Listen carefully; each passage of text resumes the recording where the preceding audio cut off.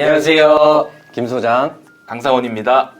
소장님, 최근 아파트 가격이 막 떨어지고 있잖아요. 그 아파트 가격 떨어지면서 이제 전세 가격도 덩달아서 이렇게 떨어지고 있다는 기사를 제가 봤거든요. 네. 혹시 소장님도 접하신 적 있으세요? 그럼요. 저도 이제 현업에 종사하고 있고 계속해서 일을 하고 있다 보니까 아침에 부동산 뉴스를 제일 먼저 보게 되는 것 같아요. 작년부터 시작해서 부동산 가격이 많이 하락하고 있고 그에 따라서 전세 가격도 하락하고 있고 뭐 이런 상황 속에서 이제 보증금을 돌려받지 못하는 경우들이 꽤 있는 걸로 알고 있거든요. 그래서 오늘은 보증금을 돌려받기 위한 수단 중에 하나인 임차권 등기 명령을 이야기해 볼까 해요. 네, 저희 영상을 보시는 시청자분들 중에서 제가 말씀드렸던 것처럼 내가 사는 집이나 곧 살아야 되는 집인데 혹시 이런 상황이 생길까봐 걱정하시는 분들이나 애로사항이 있으신 분들은 오늘 저희가 준비한 이야기를 한번 들으시면은 내 보증금을 지키거나 아니면 돌려받으시는데 상당한 도움이 될 거라고 생각해요. 그래서 제 친구들 중에 아직도 이제 자취를 하는 친구들이 있는데 이제 이사를 가려고 재계약에 맞춰가지고 이제 재계약 의사가 없다라고 이제 밝혔는데도 불구하고 이제 전세금을 아직도 못 돌려받고 이제 발목이 붙잡혀서 지금 뭐 이러지도 못하고 저러지도 못하는 친구들이 있어요. 왜 근본적으로 이런 일이 생기는 걸까요? 뭐 이거는 사실 누가 어떤 생각을 하느냐에 따라서 답은 달라질 수 있는데 제 개인적인 생각으로는 지난해 말부터 시작해서 부동산 특히 이제 주택 가격이 많이 떨어지기 시작했고 그러다 보니까 이제 뭐 전세 계약 시점에서 전세 가격이 최초 계약 시점보다 낮아지는 뭐 역전세라던가 아니면은 주택의 가격이 전세 가격보다 낮아지는 깡통 전세라던가 이런 현상도 같이 발생을 했다고 볼 수 있고 아주 진짜 개인적인 생각으로는 이제 몇 년 전부터 굉장히 좀 성행한 무분별한 갭 투자가 좀 큰 원인이지 않나 생각합니다. 이 집주인들이 사실 그 세입자로부터 임대보증금을 받아서 그걸 어떻게 쓰든지는 사실 상관없어요. 계약 갱신을 할 수도 있고 계약 종료도 할 수도 있기 때문에 계약 종료 시점에 맞춰서 세입자한테 보증금을 돌려주겠다 이런 마인드만 가지고 계시면은 너무 좋겠는데 아쉽게도 우리나라 대부분의 집주인들은 주택담보대출을 상환하실 수도 있고 아니면 뭐 주식을 하실 수도 있고 코인을 하실 수도 있는데 이걸 집주인이 세입자한테 돌려주겠다라는 생각 자체가 없으신 것 같아요. 너무 안일하게도 계약이 종료되면은 그때야 이제 부랴부랴 세입자 구해서 세입자한테 새로 들어올 사람한테 보증금 받아서 전 사람한테 돌려주면 되지 이런 안일한 생각을 가지고 계시니까 우리 세입자들 입장에서는 보증금을 떼일 수 있는 또는 못 받을 수 있는 상황이 자꾸 이제 생기게 되는 거죠. 근데 뭐 당장 돈을 받지 않아도 되는 사람 같은 경우에는 네. 그냥 이렇게 하고 이렇게 기다리면서 줄 때까지 기다리면 되겠지만 급한 사람들도 분명히 있을 거 아니에요. 그쵸. 그런 사람들은 엄청 곤란할 것 같아요. 그런 경우에는. 네, 맞습니다. 이게 문제가 될 수 있는 거는 부모님이 뭐 지방으로 발령을 받아가지고 정근을 가야 된다던가 아니면은 자녀의 학업 때문에 뭐 전학을 가야 된다던가 해서 이제 당장 이사를 가야 되는데 보증금을 돌려받지 못하는 상황이 될 수도 있잖아요. 이 보증금을 돌려받지 못하고 이사를 가야 되는 상황일 때 가장 이제 빨리 뭔가 조치를 취할 수 있는 게 임차권 등기 명령입니다. 이 임차권 등기 명령이라는 거는 내가 기존에 살던 집에 대항력을 잃지 않고 새로운 집에 이사를 가서 확정일자를 받을 수 있는 방법이기도 하거든요. 집주인이 세입자한테 보증금을 돌려주지 않았다는 것을 등기부에 기재하는 걸 임차권 등기 명령이라고 이제 정의를 내릴 수 있는데요. 애초에 이제 신청을 할 때 세입자가 집주인의 동의를 받지 않고 신청을 할 수 있고요.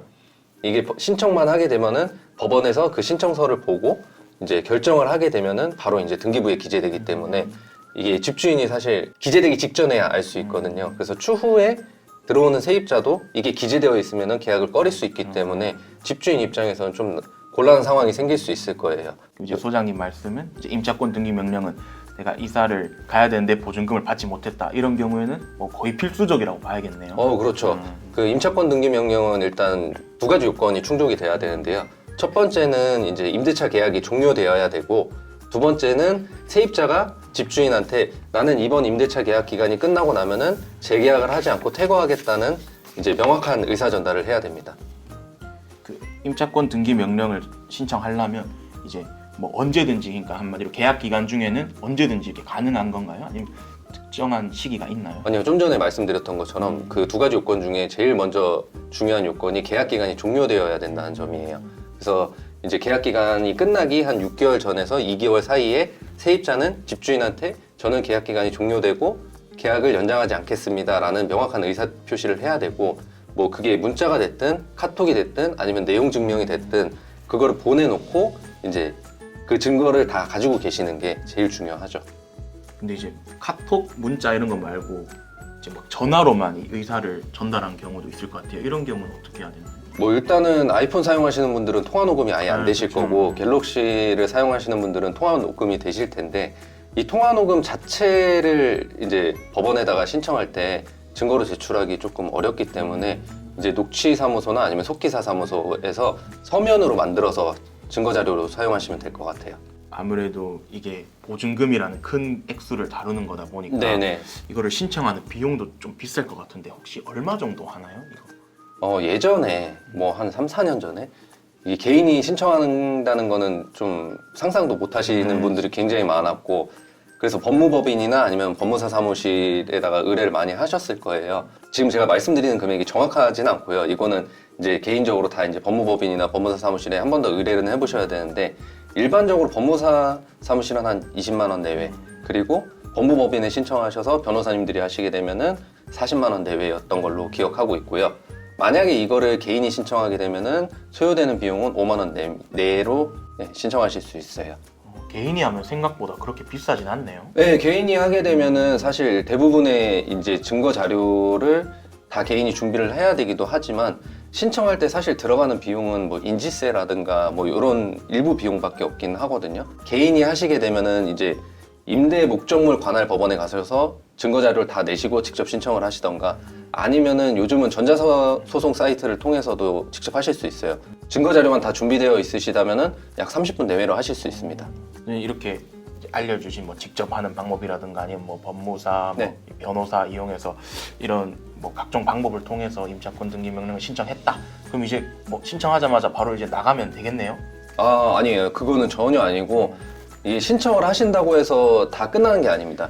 이 임차권 등기 명령은 최종적으로 등기부에 기재가 되어야지 완료됐다고 보셔야 되기 때문에 절대 신청하시자마자 이사를 가시면 안 되고요. 일반적으로는 신청을 하시게 되면은 법원에서 결정을 하는 데까지 한 3, 4주 정도 걸린다고 보통 이야기를 하거든요. 그리고 나서 이제 이 결정문을 집주인한테 또 보내는 시간이 있고 그리고 나서 이제 등기부에 기재가 되기 때문에 넉넉하게 신청하시고 나서 이사 가는 데까지 한 2달 정도 보시는 게 제 생각에 좋을 것 같아요. 그럼 너무 급하게 하지 말고 한 2달 정도 시간을 갖고 이제 일정을 잡는 게 네, 이제 아무래도 당연히 좋겠네요. 뭐 월세집이야 좀 쉽게 구할 수 있겠지만 전세 같은 경우에는 집 구하시는데 시간이 상당히 오래 걸리실 거잖아요. 그래서 일단 임차권 등기 명령을 신청하시고 그때부터 집을 구하셔도 될 것 같습니다. 선생님 그리고 최근에 이제 임차권 등기 설정 과정에서 네. 좀 변한 부분이 있다고 하더라고요. 네네네. 어떤 게 변했나요, 부장님? 네, 제가 좀 전에 이제 말씀드렸던 것처럼 과거에는 법원에서 결정을 하고 나서 그 결정문을 집주인한테 송달하는 절차가 있었어요. 집주인이 그거를 의도적으로 회피를 했던 아니면은 뭐 부재 중이라서 못 받았던 집주인이 받지 못하면은 이게 다시 반송되고 다시 발송하고 이런 좀 똑같은 절차가 반복되면서 등기부에 기재되는데 상당히 좀 지연이 됐었거든요. 근데 1월 16일 날 이제 임차권 등기 설정 과정이 개정이 되면서 법원에서 발송한 것만으로도 집주인이 수령한 걸로 보게 되는 거죠. 세입자들한테 조금 더 유리하게 변경됐다 이렇게 이해하시면 될 것 같습니다. 아 그럼 이제 의도적으로 막 집주인이 막 미루려고 막 안 받았다 못 받았다 이런 식으로 네네네. 하는 게 이제 그 못하네. 과정이 생략이 된 거죠. 예.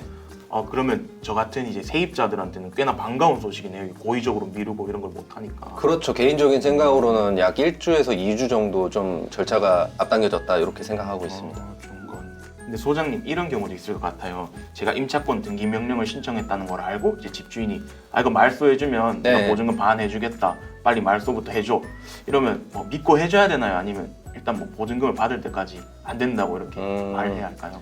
저는 이유 여하를 막론하고 절대 해주시면 안 된다고 생각합니다. 사실 어떤 이야기를 할 때 절대라는 말 잘 안 쓰는데 이건 절대 해주시면 안 돼요. 왜냐면은 세입자가 임차권 등기 명령을 신청을 했다는 거는 그동안에 사실 그 집주인하고 굉장히 많은 대화를 했을 텐데도 불구하고 어떤 합의점을 찾지 못했기 때문에 신청을 했다고 생각하거든요. 이게 정상적인 계약관계의 종료라면은 집주인이 보증금을 돌려주고 세입자는 방을 빼서 이걸 다시 집주인한테 돌려주고 이런 두 개의 절차가 동시에 진행돼야 되거든요.